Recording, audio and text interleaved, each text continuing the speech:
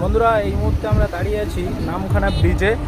আর আমার ঠিক পিছনে দেখতে পাচ্ছ এটা নামখানা ব্রিজ। আর আবু সাইদ, আলামিন, শরীফ সব ওখানে ফটো তুলতে ব্যস্ত। ঠিক ব্রিজের সাইডটায় দেখো বড় বড় জাহাজ যাচ্ছে, এটা সম্ভবত মালবাহী জাহাজ। সব কিছু জাহাজ, সব সারি সারি জাহাজ দাঁড়িয়ে আছে লাইনে। দেখো just wow wow wow, beautiful. সেই লেভেলের বড় জাহাজ যাচ্ছে দেখো একটা।